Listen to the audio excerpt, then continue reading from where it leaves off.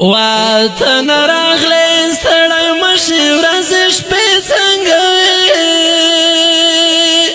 د ګران حمید رحمان شهید په یاد کې دا نظم انتخاب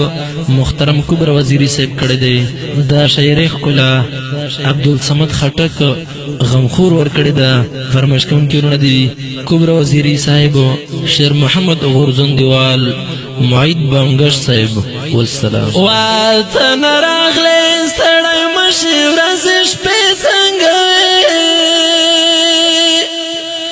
سحر مخام مازدیګر یو سرې غرمې څنګه چې ما او تا به پکې ډک زړونه خالي کړو د غم هغه زموږ د ناستې ځای خړ کوڅې څنګه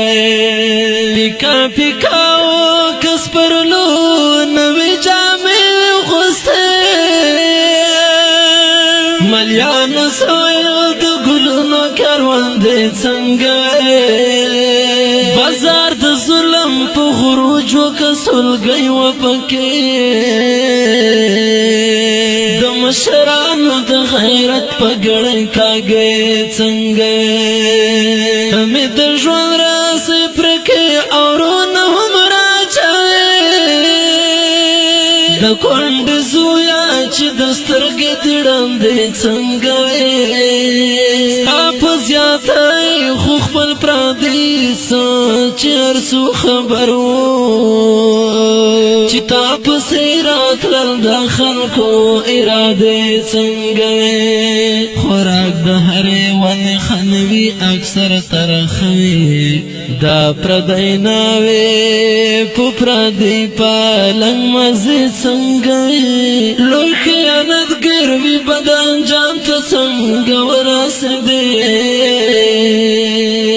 پردی تر سرې ستا د لاسه د پردې څنګه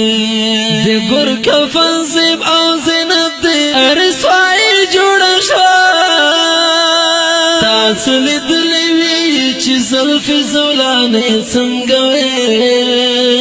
د افسوس چغې او سزواخونه ورته چې راتلې چې موږ نه پاتې وي خاموشه ارادې څنګه په ژړاګانو خو مو زړه د سترګو وینې توی کړې زارې زارې د هر اندام غواښې پراتې څنګه زخمونه ډېرو په یو تار کې مې سمبړ ونه کړو نه پوهېږم چې د انصاف محاسبې څنګه د یو تړون و پټ لاسونه پوکې ډېر یو شوي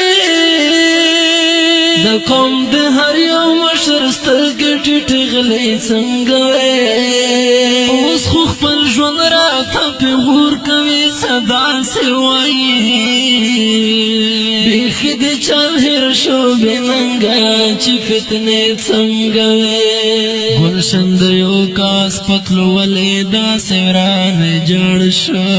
چې و په خپله سره ګلونه باغ چې څنګه غمخوره نن راته د پاتې ژوند احساس پیدا شو روښانه ژوندو خبر نه وم چې تیارې څنګه غمخوره نن راته د پاتې ژوند احساس پیدا شو او روښانه ژوندو خبر نه وم چې تیارې څنګه